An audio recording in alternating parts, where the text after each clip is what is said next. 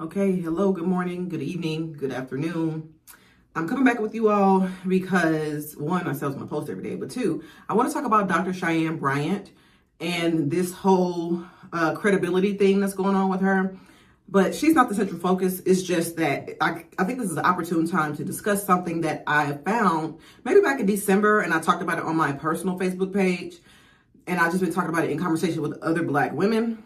And it's about how, like, yeah, it may be a grift, but the bigger grift is these online universities. So there are a lot of conversations going on right now about Dr. Cheyenne Bryant and whether or not she's a credible psychologist, like if she actually has the credentials that she claims, that she's actually a degree-carrying doctorate person. So she's been on major platforms like The Breakfast Club. She's been on Cam Newton's podcast. I don't know the name of it. She may have been on Shannon Sharp, and I know she's been on Real Housewives. No, not Real Housewives. Basketball Wives. I don't know if they have, I'm sure they have different locations of that. I don't watch television, so I don't know. But nonetheless, she's kind of built a following and positioned herself as a psychologist, right?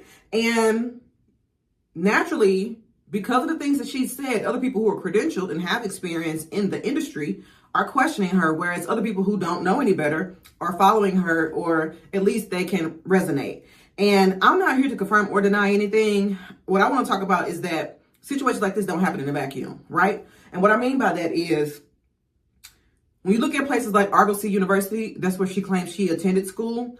It's a for-profit school. It ended up shutting down and left a lot of students in limbo. Of course, that does happen, but it raises a bigger question, right?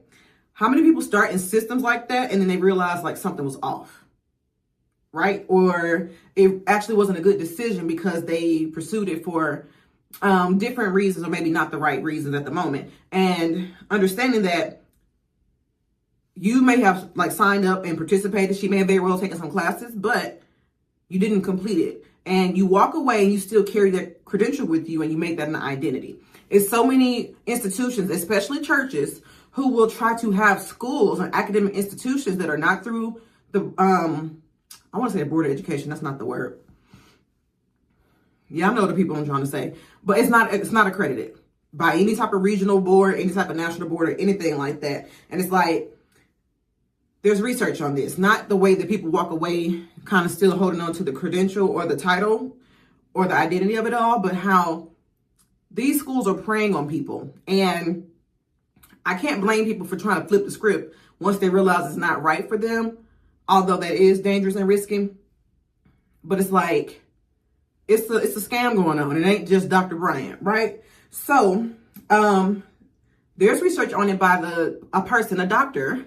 It's their dissertation, I want to say, Dr. Caleb Dawson, who talks about like the predatory nature of these online institutions and how essentially people, especially Black women, are preyed on and targeted by institutions selling them opportunity, saying that if you get this, you can get the money and the acceleration in the career, et cetera, when in reality, they just exploit the situation that they're in. That's it, right? So these are people, because the author calls it precarity. So in simple terms, what they're saying is that the person has a lot of responsibility, like supporting family or needing a better job or more income, but they don't have enough resources or opportunities to meet those responsibilities. So in comes this opportunity to get an education to make you credible so that you can earn more money, right? But it doesn't take account for you still have responsibilities, right? They're selling you the dream of you're going to make more money from this. And we all know, those of us who are college educated, that you can get the degree from an accredited institution and still struggle to make more money. So because of all of this, people can feel like they don't have any other choices, any other options. And this is where the author kind of defines alternativeness, which is like like they don't have these other options. So now they're turning to this education to, solve their problem. But the for-profit colleges have been studying this, right? And they use it to recruit students. Because if you pay attention to like ICDC College, when we used to have that commercial back in the day, that was marketed to low-income, poor people. I want to say it was on a certain network or it was on TV that wasn't cable TV. Like, those things are intentional. They also have things like ITT Tech. I think that one was or is credible. But even my experience as a college advisor for it's an online university, but it has a physical location as well. But I met so many people coming into the university, and they had 3-4 associate's degrees. Now they don't have any more financial aid. And it's like, who was advising you to even get that many associate degrees in the first place? And why are you equating an associate's degree to some type of career opportunity? Because I'm not trying to shit on it, but you can't make much happen with that unless you only have a GED. And even then, your baseline should be a bachelor's degree. So I met so many students who were like, oh, I'm finally ready to get the bachelor's degree. And it's like, you could have had it because you got 3 or 4 associates. What's 3 times 2? 6. You spent 6 years in school already when you could have had a master's degree by now, right? It's predatory, some of these community colleges people are coming from, and how people are poorly advising them, but also how these online universities are, not the one that I work for, it's a legit university, but because I used to work in higher ed. I'll talk about that in another video. But like, now you can't even do the things that you wanted to do because somebody didn't advise you. Somebody thought it was a good idea to let you keep taking all these classes and doing all these certifications. So it's like, many Black women just end up enrolling in these colleges and taking out large amounts of loans. It's creating more debt. And it can leave them in a worse off situation than what they were in when they were pursuing the education. So the author is arguing in the article that if society wants to stop this problem, they have to fix a very huge underlying situation where people feel like they have no other option but to pursue education. Because people always, like, there's this divide where people are like, oh, I couldn't afford to go to college, so I didn't go. Whereas other people are like, I just did the loans and took the risk anyway. And statistically, when you go to college, you do earn more than people who don't.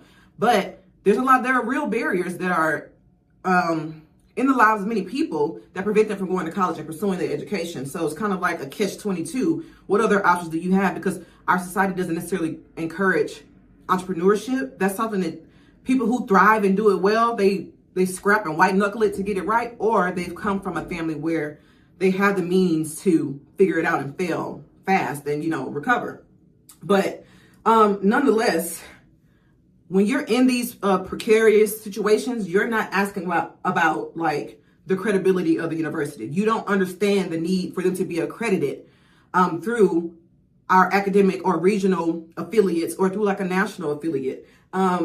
You're just worried about like, how can this change my life? How can I improve? How can I get this fast and get back into the game to get the money up, right?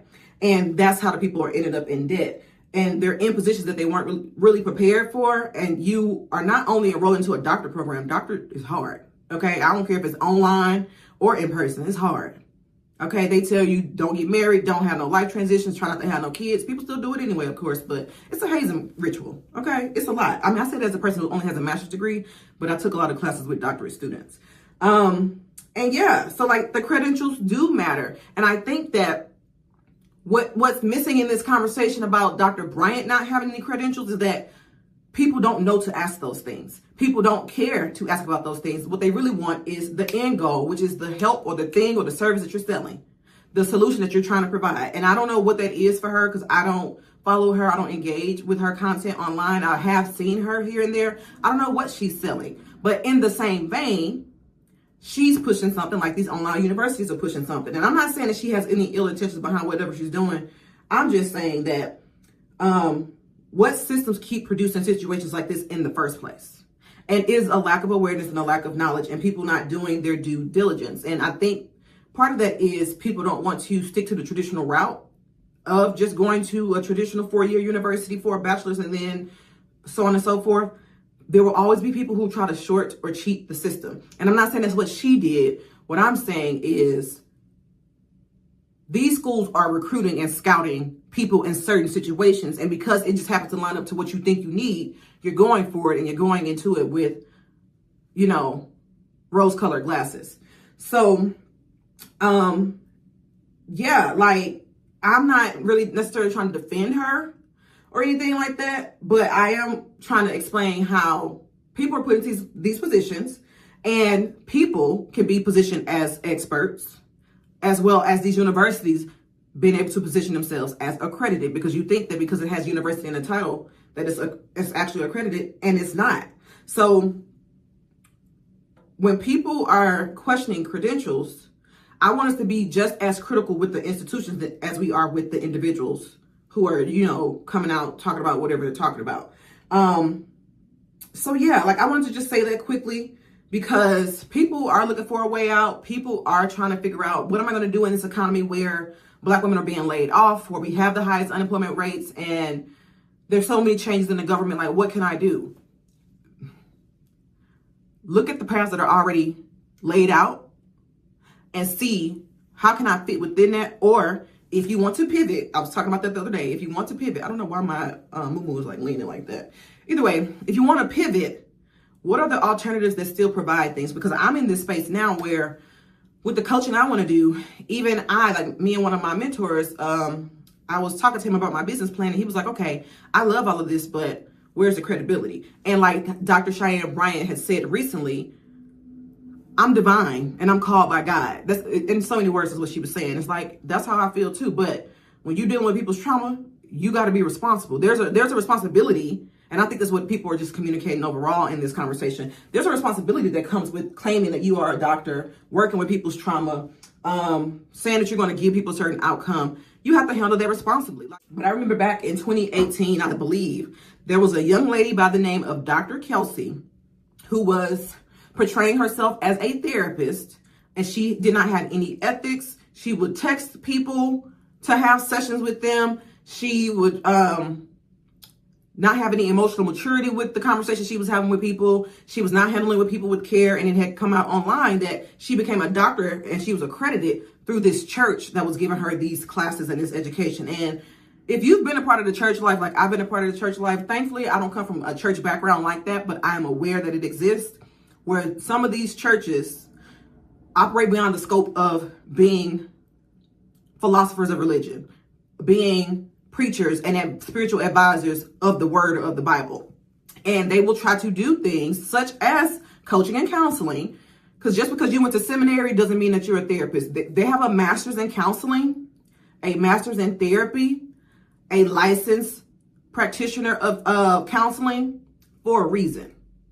You know, and people try to go beyond that scope. And I think that's what this church was doing that she was a part of. I want to say it may have been here in Texas, but that's what this church here was doing. And it's like, this girl was like, I want to say she was like 24 years old, claiming that she was a doctor of counseling or psychology or something like that. It's like, that is dangerous. And it's so crazy to me how we have been having a conversation online about people needing to go get therapy, go to help, but we have to be explicit in telling people, go to someone who is licensed, go to someone who is credible, go through a program or something that's actually transformational, whether they have an actual coaching certification or an actual license to practice counseling and therapy. Like, at least do the due diligence. Like, we have to say that, because if we don't, we have people listening to people who are not accredited or haven't earned accredited degrees, who haven't done any supervision hours, who haven't had any clinical experience and things of that nature. Like, even myself, like, yes, I do have a master's degree in education. Yes, I've taken different trainings and coaching.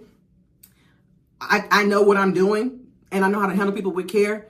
I'm still dealing with somebody's trauma. So it is my responsibility as I go through this journey of life to kind of get my own credentials. I'm not going back. I told myself 10 years ago I'm not getting a master's in counseling. Okay, so they can hang that up.